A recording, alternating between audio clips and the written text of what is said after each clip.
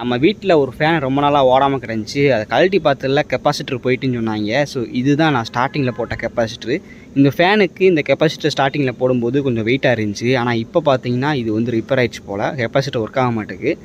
அதனால் அந்த கெப்பாசிட்டர் பார்த்திங்கன்னா ரொம்பவே வெயிட்லெஸ்ஸாக இருக்குது. ஸோ ரொம்ப நாளாகவே இந்த மாதிரி கெப்பாசிட்டருக்குள்ளே என்ன இருக்குது, இது எப்படி ஒர்க் ஆகுது அப்படின்னு பார்க்கணுன்னு ஆசை. ஸோ அதனால் நம்ம நிறைய பேர் இந்த கெப்பாசிட்டரை பார்த்துருப்போம். ஸோ இன்றைக்கி உள்ளே என்ன இருக்குது ஏது இருக்குதுன்னு உடச்சி அலசி அரைஞ்சி பார்ப்போம் வாங்க.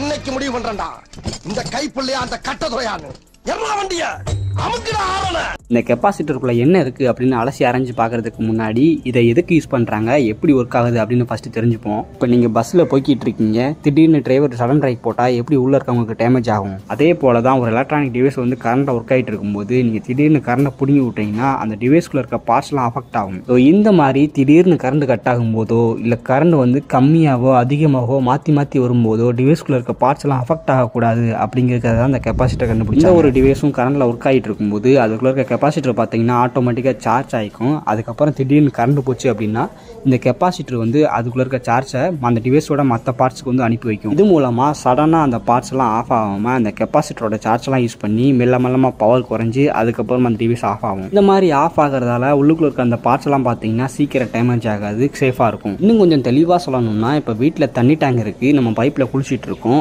இப்போ டேங்கில் தண்ணி காலியாக போச்சு அப்படின்னா பைப்பில் உடனேவா தண்ணி நிற்கிது இல்லை, பைப்பில் வர தண்ணி கொஞ்சம் கொஞ்சமாக சுலவாகி அப்புறம் தான் நிற்கும். ஸோ இதே கான்செப்ட் தான் நம்ம கெப்பாசிட்டரை ஒரு டிவைஸோட மாட்டினோம்னா அது சடனாக ஆஃப் ஆகாமல் கொஞ்சம் கொஞ்சமாக பவர் குறைஞ்சி ஆஃப் ஆகும். இதுதான் அந்த டிவைஸுக்கு ஒரு சேஃப்டியை தரும். ஸோ இப்படி தான் கெப்பாசிட்டர் வந்து ஒர்க் ஆகிட்டு இருக்கு. நான் நிறைய கெப்பாசிட்டரை பிளாஸ்டிக்கில் தான் பார்த்துருக்கிறேன். ஆனால் இந்த கெப்பாசிட்டரோட அவுட் சைட் பார்த்தீங்கன்னா ஏதோ அலுமினியத்தில் பண்ணியிருக்காங்க. அது மட்டும் இல்லாமல் சென்டரில் பார்த்தீங்கன்னா ஏதோ தின்னான பிளாஸ்டிக்கை வச்சு இந்த மாதிரி அடப்பு கொடுத்துருக்காங்க. இதை ஓப்பன் பண்ணுறது அப்படிங்கிறது ரொம்பவே ஈஸியான விஷயம் கிடையாது. கம்பியை வச்சு எம்பி விட்டால் தான் அட்லீஸ்ட் நம்மளால் கொஞ்சம் டேமேஜோடு ஓப்பன் பண்ண முடியும். வாங்க அது என்னன்னு பார்ப்போம். இதை ஓப்பன் பண்ணுறதுக்கு நம்மக்கிட்ட இருக்கிற ஸ்க்ரூ ட்ரைவர்லாம் எடுத்தாச்சு. இது வந்து எப்படி ஓப்பன் பண்ணுறதுன்னே தெரியல, அதனால் எட்ஜில் அடித்து ஓப்பன் பண்ணி பார்க்கலாம். உள்ளே குத்திட்டு நிற்கிது, நான் வரமாட்டேங்குது. சரி, வேறு எதை வச்சு ட்ரை பண்ணி பார்ப்போம்.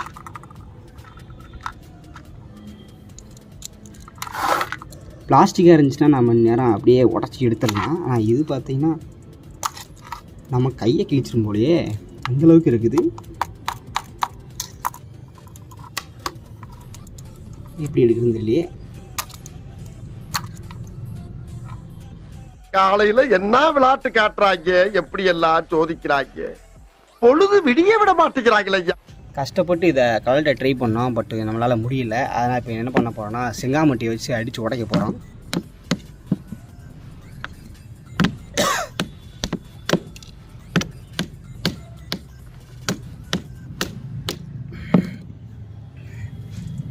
பார்த்தீங்களா, செங்கமட்டி வச்சு அடிச்சதில் நமக்கு பார்த்தீங்கன்னா டாப்பு பிச்சுட்டு வந்துருச்சு. வேறு வழி தெரியலங்க இது எப்படி கழட்டுறதுன்ட்டு. இப்படி தான் கழட்டணும்னு ஆயிடுச்சு. சரி, என்ன பண்ணுறது வாங்க. அடா இப்போயும் கூட அதை கழட்ட முடிய மாட்டேங்குது, பார்த்துக்கோங்க அப்போ எந்த அளவுக்கு தின்னா இருக்குன்ட்டு.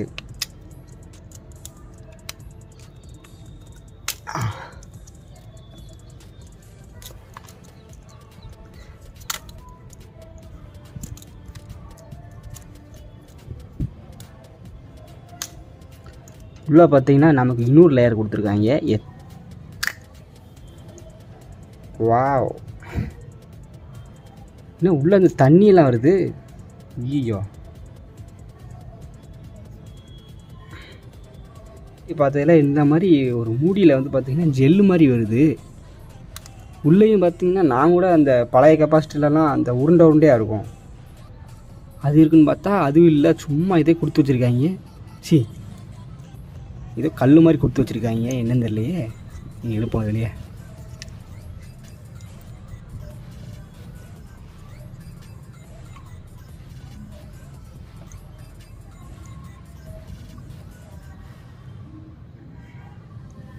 ஆனால் என்னங்க இது இப்படி இருக்குது பாருங்கள். உள்ளே என்னத்தையோ ஜெல்லை ஊற்றி வச்சுருக்கானுங்க, என்னன்னு தெரில, நமக்கு வேறு மாதிரி தெரியுது.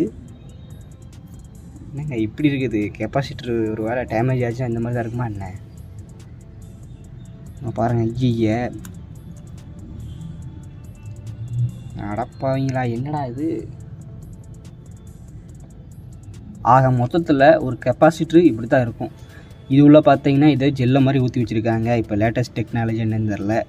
ஆனால் மெயின் கண்டிஷன் எல்லா கெப்பாசிட்டியில் பார்த்தீங்கன்னா இந்த ஒரு இது அமைப்பு இருக்கும். இது வந்து நூல்கண்டு மாதிரி அமைப்பு. இதில் வந்து பார்த்திங்கன்னா அலுமினியத்தால் சுற்றி சுற்றி வச்சுருப்பாங்க. அலுமினியத்தோட எண்டில் ஒரு வயரு, அலுமினியத்தோட சென்டரில் ஒரு வயரு, இப்படி வச்சு நம்ம கரண்ட்டை பாஸ் பண்ணும்போது இந்த கரண்ட் வந்து எல்லா அலுமினியம் லேயரில் போய்ட்டு சேவ் ஆகிக்கும். ஒரு பேட்ரி எனர்ஜி மாதிரி சேவ் ஆகிக்கும். ஸோ அப்போ வந்து இப்போ ஏதாச்சும் ஃபேன் ஏதாச்சும் ஒர்க் ஆகிட்டு இருக்குது, திடீர்னு வந்து கரண்ட் ஆஃப் ஆகிடுச்சு அப்படின்னா சடனாக அதை ஆஃப் பண்ணாமல் சடனாக அதை கட் பண்ணி விடாமல் மெல்லமாக கட் பண்ணி விடும். அதனால் எந்த ஒரு டிவைஸாக இருந்தாலும் டேமேஜ் ஆகாது. நீங்களே சொல்லுங்கள், பைக்கில் நல்லா சடன் பிரேக் போட்டோன்னா நீங்கள் தவறுன்னு கீழே வந்து டேமேஜ் ஆயிடும், உங்களுக்கு பெரிய அடியெல்லாம் படும். அதுபோல் தான் டிவைஸ் இருக்கும். ஸோ அந்த மாதிரி சடன் பிரேக்கை அவாய்ட் பண்ணுறதுக்கு தான் கெப்பாசிட்டி யூஸ் பண்ணுறாங்க. இப்போ இதுக்குள்ளே இருக்கிறத ஓப்பன் பண்ணி பார்க்கலாம். பட் வெளியில் பார்த்தீங்கன்னா ஏதோ ஜெல்லு மாதிரி கொடுத்துருக்காங்க. இதை பார்க்க நமக்கு வேறு மாதிரி தான் தோணுது. ஐயோ, நம்ம மைண்ட் அங்கே போகுது.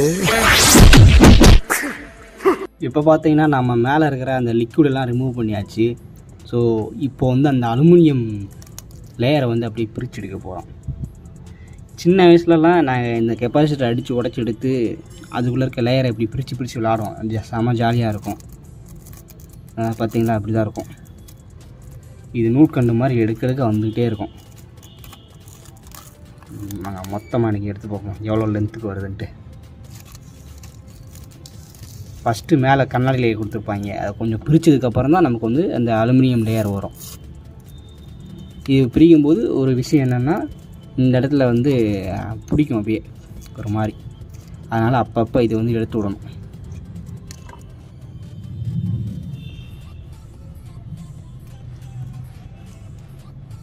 இப்போ பார்த்தீங்களா, வயரை வந்து இங்கே மாட்டி வச்சுருக்காங்க. வயர் நமக்கு தேவையில்ல எடுத்துப்போம். இடையில சவுண்டு வரும். அந்த சவுண்டு வர ஆரம்பிச்சுன்னா உள்ள அடி கீழே பிடிக்குன்னு அர்த்தம். இங்கே பார்த்தீங்களா, ரொம்ப நேரமாக உரிக்க ஆரம்பித்தோம். போயிட்டே இருக்குது. கிட்டத்தட்ட 1/2 hour உரிச்சிட்ருப்போம் போல். நீ காலியாகவே இல்லை. கொஞ்சம் தான் இருக்குது நீ அந்த ரோலு. அதுக்குள்ளே குப்பையை பார்த்தீங்கன்னா இந்த சின்னதில் எவ்வளோ இருக்குதுன்னு பார்த்தீங்க. கிட்டத்தட்ட ஒரு 500 மீட்டருக்கு மேலே இருக்கும் இந்த வெளியே எடுத்தது. ஒரு வழியாக இதை நம்ம மொத்தமாக பிரித்து எடுத்தாச்சு. அவ்வளோதான் எண்டிங்கு. உள்ளே பார்த்தீங்கன்னா அந்த சின்ன குழந்தைங்க விளையாடுற ஸ்டாரு பிளாஸ்டிக் இருக்குது பார்த்தீங்களா, ஸ்டார் இது போட்ட பிளாஸ்டிக்கு, அது மாதிரி தான் கொடுத்துருக்கானுங்க. சும்மாத்துக்கும் அதை கொடுத்துட்டு அது மேலே வந்து இந்த அலுமினியம் இதை சுருட்டி வச்சுருக்கானுங்க.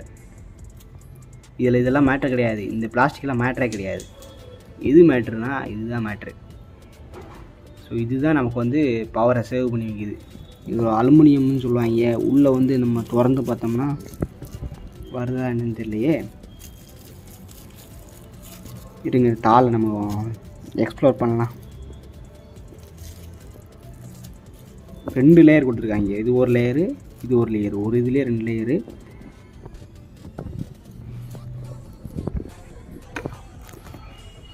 பார்த்தீங்களா, கேப்பில் வந்து படம் தெரியுது. இதிலேருந்து நம்ம அந்த அலுமினியத்தை பிரித்து எடுக்க முடியல. பட் உங்களுக்கு காட்டுறேன், கேமராமல் நம்ம காட்டுறேன் பாருங்கள். இதுதான் அந்த லேயர். நான் லேயரை தனியாக எடுத்துருக்கேன். இப்போ உள்ளே காமிச்சோம்னா அங்கே பாருங்கள், படம் தெரியுதா, வெளியில் என்ன இருக்குன்னு தெரியுது. அதுவே மேலே கொஞ்சம் மூவ் பண்ணி காட்டினோம்னா இது வந்து அந்த அலுமினியம் ஃபுல்லாகவே டார்க்காக இருக்குது. பார்த்தீங்களா, இவ்வளோ தான். இப்படி தான் நம்ம பார்க்க முடியுது, வெளியே எடுக்க முடியல. கெப்பாசிட்டர் ரேட்டே பார்த்தீங்கன்னா ஒரு 30 ரூபா 40 ரூபா தான் இருக்கும். அதுக்குள்ளே நம்ம யூஸ் பண்ணுற மாதிரி அலுமினியம் வச்சுருப்பாங்க. ஏதோ வச்சுருக்காங்க, ஆனால் வெளியே எடுக்க முடியாது, அந்தளவுக்கு வச்சுருக்காங்க. ஓகே, இதுதான் அந்த பவரை சேவ் பண்ணுது. ஸோ இவ்வளோ குப்பை வந்திருக்குது, அவ்வளோதான்.